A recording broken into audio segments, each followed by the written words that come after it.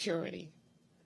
And I am asking, pleading, that the Senate do all that they can, that Congress do all that they can. It's not about Republicans. It's not about Democrats. It's about people. It's about human life. It's about our existence. It's about our democracy. Amen. And for that,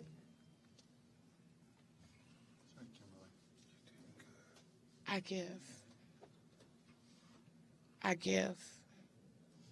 give of myself on behalf of everybody else. Thank you.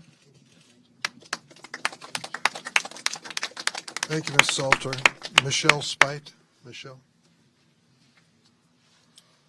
Good afternoon, and to all of the constituents. I represent a sad but unique reality that I lost 2 family members in that shooting. So my Aunt Pearl Young was one on my mother's maternal side, and my cousin Marcus Morrison was on my mother's paternal side. This is riveting, to say the least. It is something that I would not want my worst enemy to experience. It has fueled my life in a way that I never thought would be. I am pleading, again, echoing the sentiments of Ms. Salters, I am pleading with the constituency of Senate, with the constituency of Congress, to look beyond racial divides, to look beyond political divides, and to see the reality that there is a human need, and that need is one in what should be our democracy, and that is equal and fair rights for everyone. It is no longer acceptable for certain classes and certain factions in our society to be protected while others go unprotected. Just as there is an anti-hate Asian bill, just as there's other anti-hate bills for the LGBTQ community, we are demanding and expecting that an anti-Black hate bill be passed. Not later, but now. I am asking and pleading, senators, that you all go beyond, as she said, whether you're a Democrat or a Republican. I need you to know that we are all human beings. And if I cut you, you're going to bleed the same red blood. If you cry, you're going to cry those same clear tears. So moving beyond all of our complexities of our beliefs, whatever they might be, we need to make sure that our democracy is protected. And we need to make sure that this never happens, not in the United States, not in the world. Thank you. Pamela Pritchard. Thank you, everyone. Thank you, senators. I'm going to say this. Every tear I cry is going to be a fuel for action. Yes. Every tear I cry is a fuel for action. And I say that, and I want to say to the senators, I want them to imagine getting a phone call that from the funeral director that you need to bring a hat to the funeral home because of the damage that was done by this man with the gun that he used. I want you to imagine going to see your mother or your father or your child, and when you go in and you touch their hair, it's not soft like it used to be. I know how my mom's hair used to be because I used to braid it for her, but the blood that seeped out brittled my mother's hair, and I touched hair that wasn't the same anymore.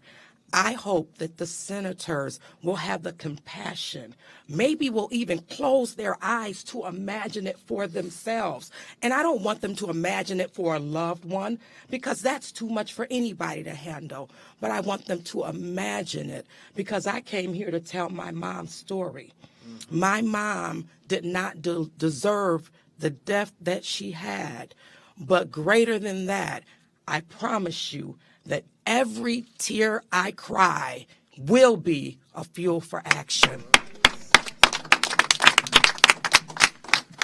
Dominic Douglas. You did. Thank you. Marcus Morrison was my cousin as well. Michelle is my family as well. I moved to Orlando to go to law school, and I celebrated my daughter's 9th birthday on May 13th. On May 14th, I told her that her family was gunned down, and I don't think you guys understand how hard it is to teach a 9-year-old little black girl why people are getting killed for their skin color. It is very hard to teach my little 9-year-old girl that there's hate in some people, but not everyone. That most people are good. But there are bad people, and I don't know why we're arguing about it. I don't know why we're arguing about ways to stop those bad people. We are not here attacking anyone. There is no hate in our hearts. We never walked into a grocery store hating anyone and bringing an AR-15 to kill them because we just couldn't stand the sight of them. That's not us.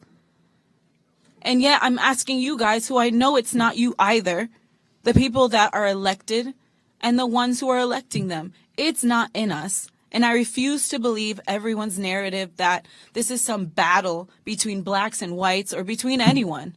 Because it's not. We're not fighting. We're not fighting anyone. We are asking for help. We are asking for support. This is not just a black thing. Our nation is so mixed up and so diverse. I promise you, if you're just as dark as a brown paper bag, he would have still shot you, regardless if you were black or not. That is how ignorant that person, that thug is. We are asking for support. That's it. Say, yes, this was wrong. And go and tell your legislators and the people you voted for, you know what? This is wrong. And what is a simple bill that we can pass to say the hate crime against blacks is the same hate against everyone else? It's the hate against Jews. It's the hate against the Taiwanese church that was attacked in California. It's the hate against LGBTQ+. It is hate. And unfortunately, some humans have hate in them, but it's not all of us. So the ones who don't, can you just support us? Can you just give us your love, because we're really in need of it?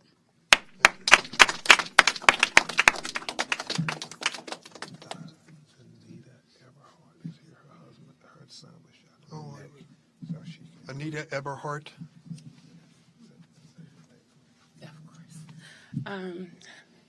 I'm Zanetta Eberhardt. I am the mother of Zaire Goodman. He was an employee of the top shooting. So Zaire was injured in the shooting. He was doing his job that day. He was helping, I believe, Miss Whitfield with a cart in front of the store when he was shot by the shooter. Zaire was shot through the right side of his neck, and the bullet came out of the back. But the bullet didn't actually come out. It shattered inside of him. So Zaire is left with shrapnel inside of him, probably for the rest of his life. His wounds are healing, but the shrapnel is starting to protrude into his back, and I can feel it when I clean it. And so, yes, we are pleading with Senate, with our elected leaders. We are pleading with you to raise the age on buying guns. We are pleading with you to fix the education system in this country, because if we're not teaching true African American history in this country, we are doing a disservice to everybody. I just want people to know that the east side of Buffalo is my home. It is where I was born, where I was raised, where I still live, and where I do the majority of my professional work at. It is love there, no matter what people say. And that is Zaire's neighborhood, and that's Zaire's community. He walks to the Tops on Jefferson. We live blocks from the Tops on Jefferson. He rides his bike to the Tops on Jefferson. That is our neighborhood. That is our community. Yes, we are Black. We're not going anywhere. We're going to stay Black. Right? Amen. Like, that's just what it is. Racism has always been a part of this country, but we're not going anywhere. So we're going to have to figure out how to live together. Before we have our last speaker, Garnell Whitfield, his brother Raymond is here, and he was in the audience today. I want to give him an opportunity to say a word. Raymond. Thank you. Thank you. My name is Raymond Whitfield. I'm the younger brother of Garnell and the youngest son of Ruth E. Whitfield. You've heard much about my mother, very eloquently stated by my brother, so I won't go into much about that, except to say, as much as my heart breaks for my mother, my confidant, my everything, I want to say that after joining these families, my heart breaks for them just as much as it does for my mother, because we looked at each other and we said, you know what, after we told our stories about our mothers and our husbands and sons, our families, we just said, you know, these people were the salt of the earth. Yes. They were easy, soft targets. Many of them couldn't even run if they tried. He walked into that grocery store and he shot them down like animals. And I just think it's a poor strategy if you're trying to eliminate us as Black people in America to pick the most caring, loving, and forgiving of us and shoot them down on a grocery store floor. That's all I want to say. I'll turn it over to the rest of you guys. Garnell Whitfield was our witness here at the hearing and did a remarkable job bringing to our minds the image of his mother and what she meant to him. Garnell?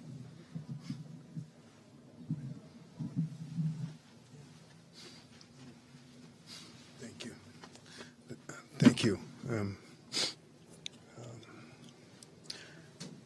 Just want to say it's truly a blessing to be here with the other families.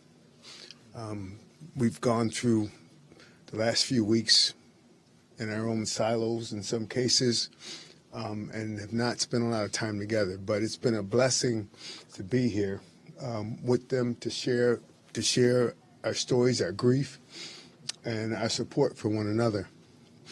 We're very thankful for that opportunity. Very thankful for the opportunity to be here today. I mean, you've heard the stories about my mom. You've heard all of us talking about our loved ones. And we thank the Senate for allowing us to be here. We sincerely do. But we're not naive enough to think that they can do this alone. This is a clarion call for all of us as human beings, as Americans, to stand up and speak truth to power. To put our own comfortability at risk for something greater, to risk, our security for each other. That's what we're supposed to do, and that's what we're asking America to do. You guys behind the cameras, you guys have a lot of power. You guys have a lot of influence. You're here covering us, but there's a lot of other people who don't support what we're trying to do here. We need to hold them accountable. Amen. You can help us with that. We expect that you would do that as good Americans. So we're not here asking for handouts. We're not here asking for favors. We're just asking to level the playing field. Treat us like human beings. That's all. We don't need handouts. You hear a lot of banter about different things. It was hard to sit through some of this hearing. I mean, it was hard to sit silently, and you see none of them here today. None of them here. I mean, they said what they said and they ran out. But go chase them. Go find them. You know, make them answer some tough questions. I mean, you guys are asking us about what you think our solutions, you know, how to fix this thing. That's their job. If they're not going to do their job, then they shouldn't have the job. So we're just asking for your support, for your prayers, and, you know, we're going to stay strong. Amen. We're going to stay strong. Thank you.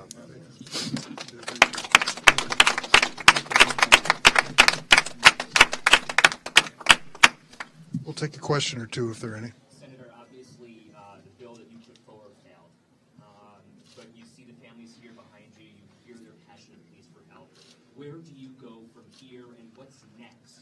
How do you go back to the drawing board? Well, let me tell you, there are two things. First, Senator Schumer made it clear we are not giving up on this domestic terrorism reporting. The reason why this bill was introduced was the decision by President Donald Trump to eliminate the category of white supremacy in domestic terrorism crimes to be reported by the FBI to the Congress. It is a major challenge in America. We see today with these survivors and loving members of the family the price that's being paid by African American families across the United States. And that is an intolerable situation. We are going to return for this. It has been noted accurately that Senator Blumenthal and I and others consistently vote for legislation that ends hate against so many different groups. Well, we know what the hate was in the heart of that man who walked into that grocery store. It was racial hate. And we want to have that reported, just as we would ask that all other crimes be reported in detail so we can understand the threat to America and put an end to it. That's very important. This bill is ready to go again. There's no reason to put in another bill. Buffalo 10. Absolutely. Any other questions?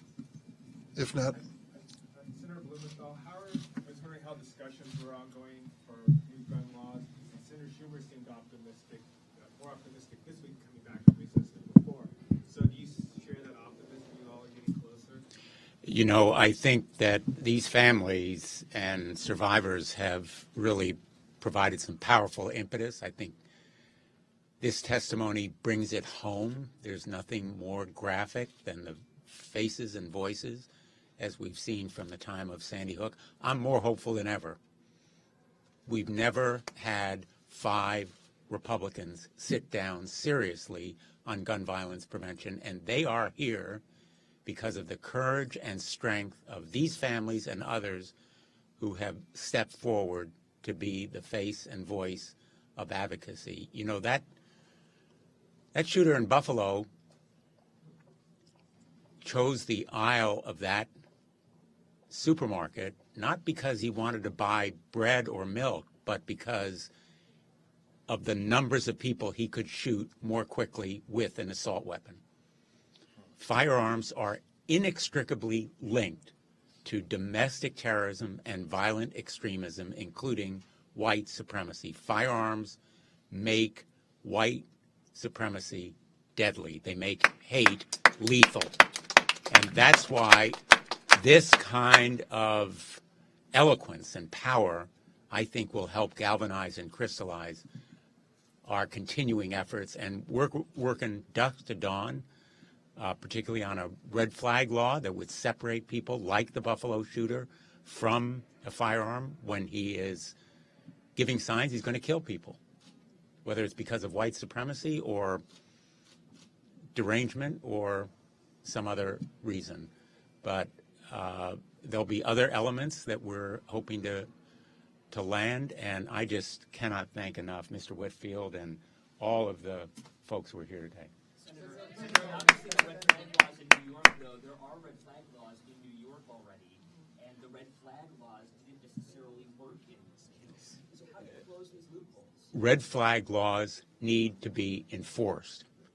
The evidence in New York suggests that investment of more resources and more effective implementation would have made a big difference. And that's why in the red flag law that Senator Graham and I have been advocating for some years, we provide resources so that the states will make them effective. The best law in the world without effective enforcement is dead letter. And when you compare Florida with 9,000 uses of the red flag law to New York with hundreds, there's a difference there in implementation that is a challenge to us to provide resources and also avoid any loopholes. We're going to stop. No, we're going to stop the questioning now. But if you want to speak to us individually, you're welcome to. Thanks everybody for being here. Thank you. Thank you. Thank you, Senator. Thank you, sir. Thank you, really. Thank you. Absolutely. Yeah, I love that line.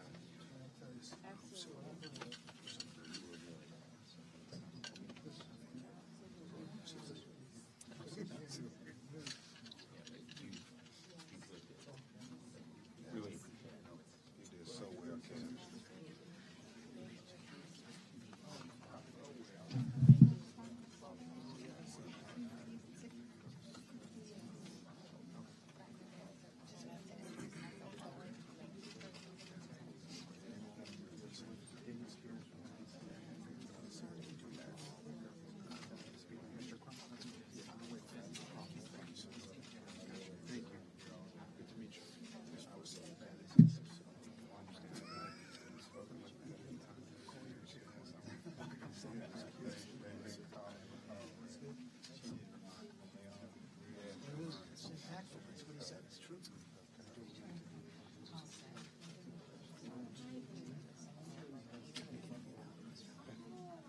Okay. Hey, Ben. Talk to Mr. Riff. You got a couple want to do interviews. something real quick Can we here? do it over here? Do you want to? Can we just do it off to the side? Yeah, I'll just. Or you can do them How first. you It doesn't feel? matter to me. Okay. Kim.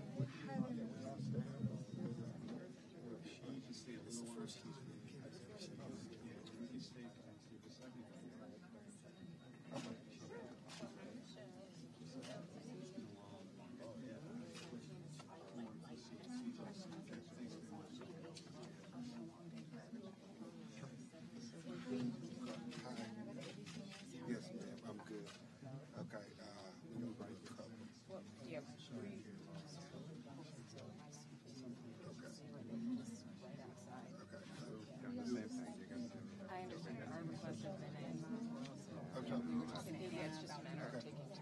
I'm in the Democrat, so let's be. Finally, we got Okay. All right. Well, we're gonna do this with this side, then we'll come back. Just a matter of, I guess,